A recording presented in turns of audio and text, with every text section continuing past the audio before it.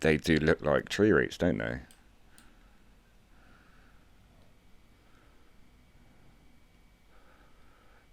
And I thought I'd show you this picture, which has a bit more quality to it,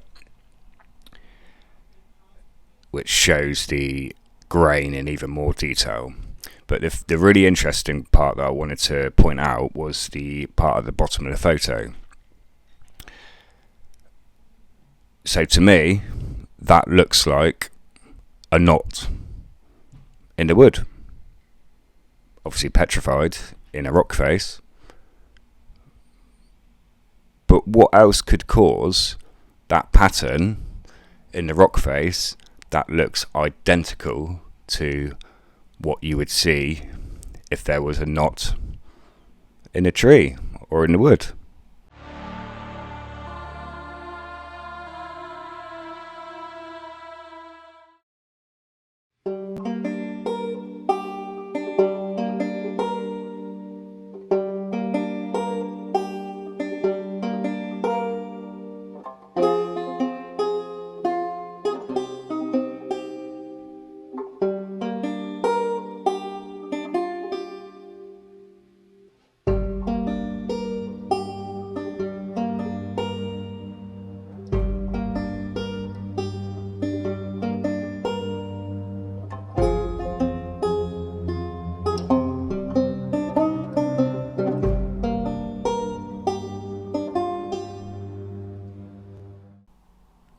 To start the subject, just wanted to show you some pictures of wood and the rings inside them, the grain,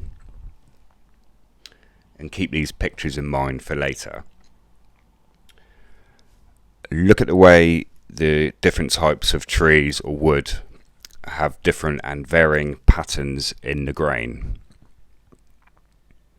So they can go all different directions, and each one has a slightly different variation in the way these patterns and grain go. Almost like a fingerprint. Also look at the gaps and the cracks and the way you get straight lines down the wood, like on this picture in the background, because this will be really important when looking at some of the images I'll be showing you later in rock formations. Then this curve and the way these pieces are breaking off, and the lines, the straight lines that they form, and the space that comes between them, all of this is something that you'll see a lot of. That was the first of many clips from Stellium 7, and as mentioned throughout this series, the work and research he has done on a subject is second to none, and it has inspired me to make most of this series, I'll be totally honest. So I highly recommend you check out his stuff, but that won't be the last you'll be seeing of him in this video. But what he brings up, and this is a still image of it, so look at the way the grain curves, the way the bits of, or the chunks of wood split off, as this will be really prevalent later when looking at some rock faces.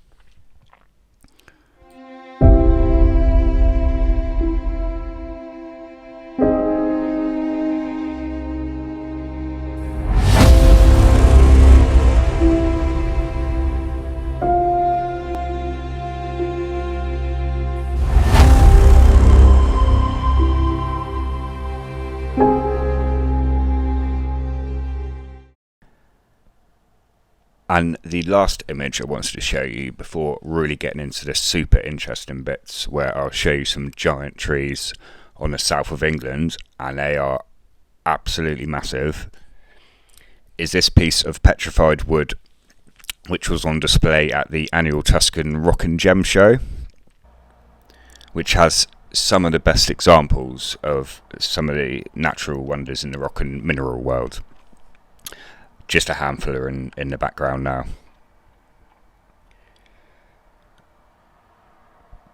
But I wanted to show you this interesting piece of petrified wood, as it gives you a really good idea of the different layers and all the sediments that have seeped into this once piece of wood and part of a tree. The minerals and sediments have squeezed into the grain of the wood into each layer and turned it into stone. So try to imagine this on a much larger scale, and could we possibly see examples of this in everyday rock faces that we see almost everywhere?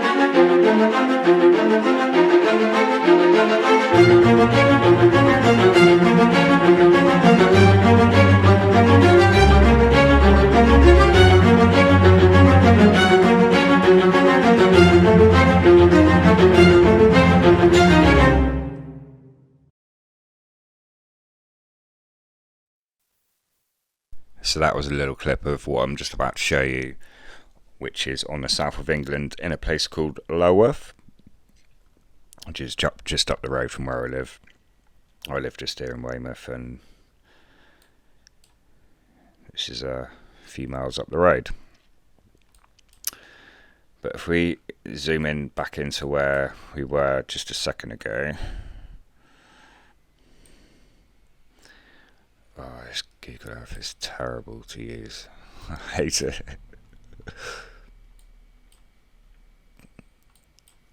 Just get a proper angle.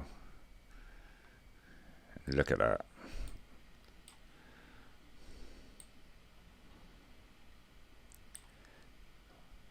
What does it look like?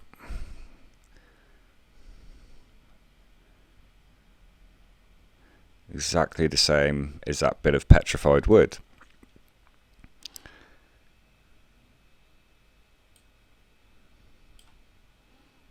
Look at the layers and the way it curves. And if we just go to bird's eye view again,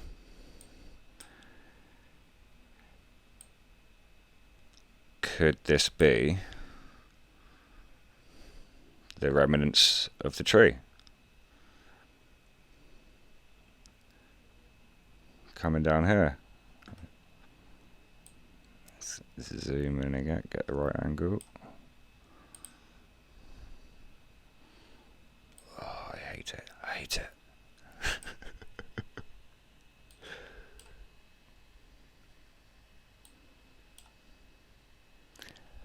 Looks like a tree to me.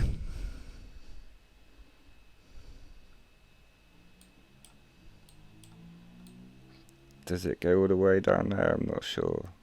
It's hard to say for sure. Does it carry on down there? Don't know. But when I originally was looking at it, because there's quite a few of these little craters along the coast. Just wanna, and I will zoom into them in a sec. But I originally thought they could be bomb craters, and I'm happy to admit that I'm wrong on this, because for me, they've got to be where they once stood. So let's zoom in a bit more.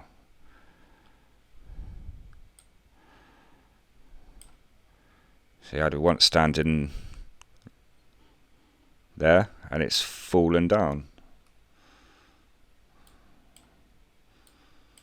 Or could that have even been a separate tree altogether? Because it does look possibly like you have roots there. If I get in right onto the ground level.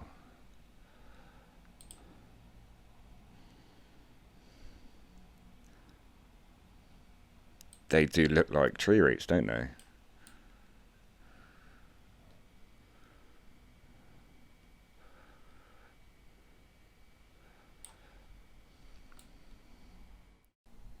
And I thought I'd show you this picture, which has a bit more quality to it,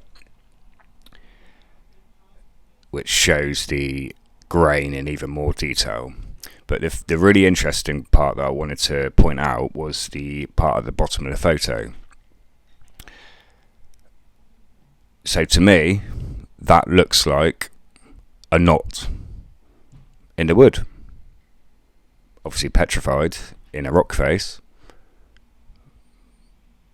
But what else could cause that pattern in the rock face that looks identical to what you would see if there was a knot in a tree or in the wood? Realistically, what else could that be? What else could cause the layers of rock, petrified wood, what else could cause that, realistically?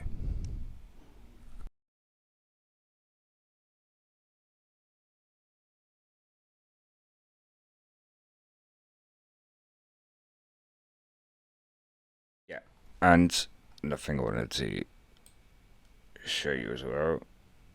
So, right next to this is a place called Fossil Forest, and it's quite a famous place around the area because there's lots of, guess, petrified trees. And to be honest, I do know about this place, but I wasn't aware until I looked at this about a week ago that it was right next to Lulworth, and obviously what I'm pretty certain used to be a huge tree. I said to my friend today, I mean, is this a case of, look over here, look at all these petrified trees which are fascinating in themselves, but right next to it, the massive elephant in the room, you have an even bigger, even more fascinating tree that once stood. I mean, I think you could even argue it goes all the way along here. I mean, is it going up there and then kind of broke off a bit down here? I don't know. It's hard to say for sure. So to the right a little bit, into a place called Meep Bay Tree, and you can probably just about see it already.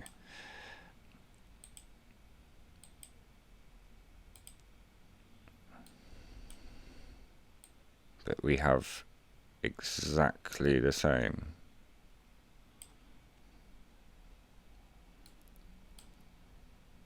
So we have that wavy grain, and again you can see that is one layer.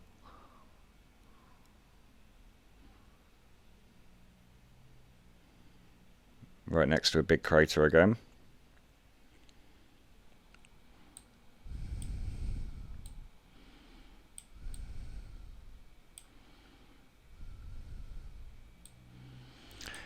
And the last little bit I wanted to show you was, this is probably one of Dorset's most famous landmarks, called Durdle Door.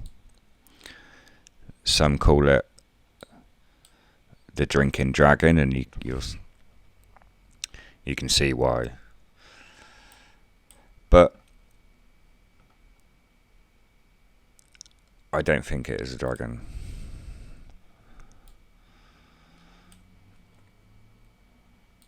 Because again, you've got a crater. Go to 3D mode.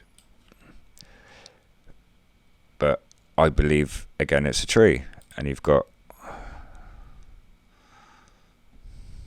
the remnants of it, or the leftovers of it.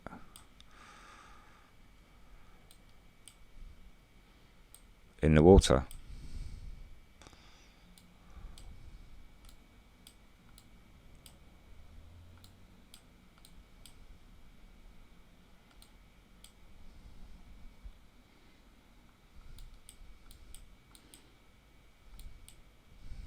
All down here.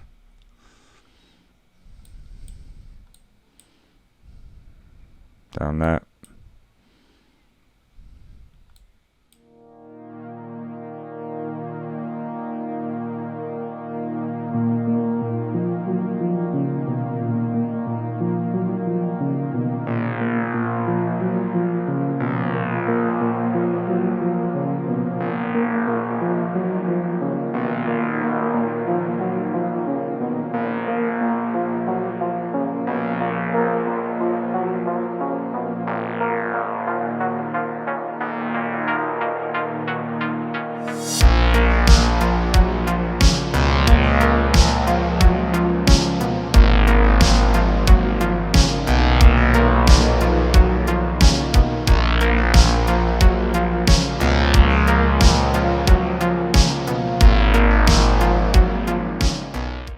Right up front, I'm also going to say I'm not saying that everything is trees.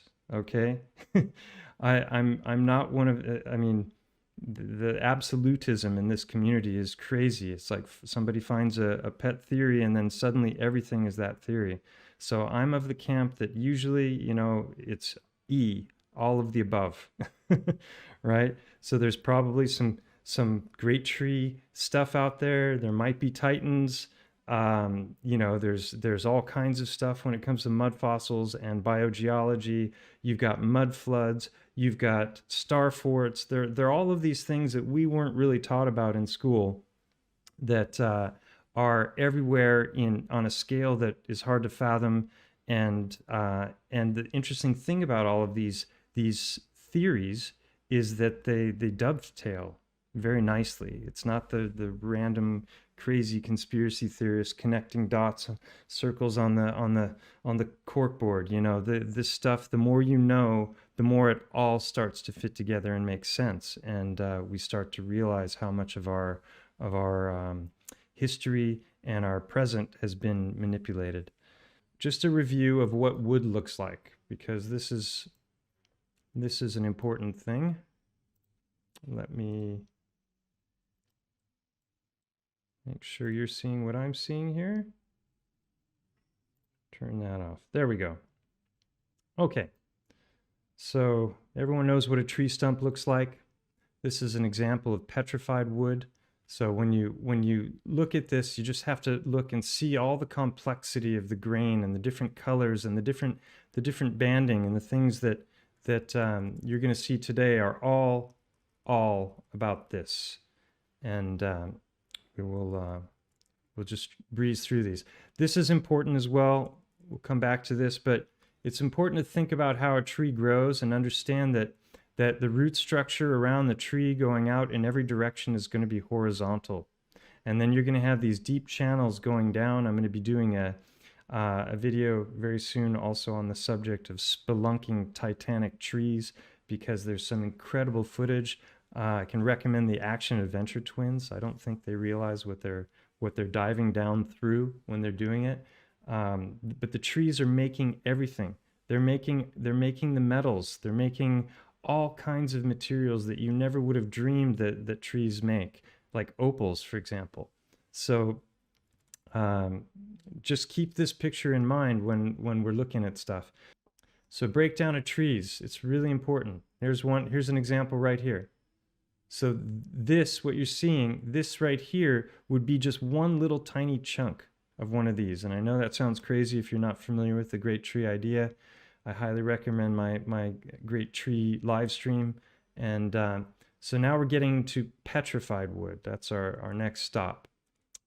So just keep all that in mind, the complexity of wood, the different colors of wood. So this internal portion here, this would be the sandstone, and this would be limestone. But in between, if you look at this under a microscope, you're going to have alternating sandstone and limestone.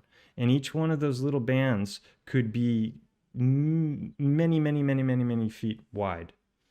This is looking at the end, obviously, the cross section of a trunk. There's a lot of complexity to how it all grows, and the variation of what you can see just look at what's happening in here, and you'll understand that if that was a tree that was miles wide and stretched way up into the sky, you got to think fractal, then that's going to be an amazing structure. So think about trees, think about lots and lots of different pieces of tree, and then getting covered by earth. And so things are going to be sticking out every which way, and there's not going to be a rhyme or reason to it unless you understand the underlying theme.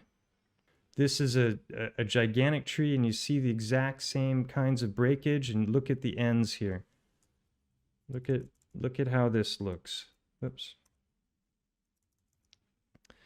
The way it breaks, it's flat, and then there's actually, if you remove a portion of this, you'll be able to see grain under it.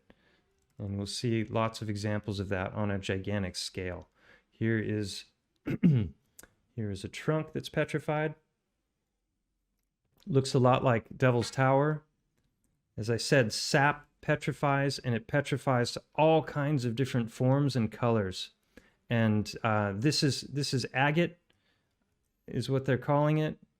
This is a poly something or other, polystrate tree. I can't remember the name of it, but it extends upward through multiple layers of what they call sedimentary layering.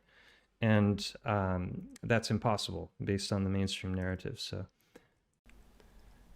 So I'm sure I don't need to tell you who that is. But I thought it'd give you a good introduction to what is to come in the next part, i.e. what metals and materials that trees can produce. And these are the last images I wanted to show you, and they are from a location called the Verkhona Cave in Russia. But if you look at the images, I think it's very, very clear to see what this is.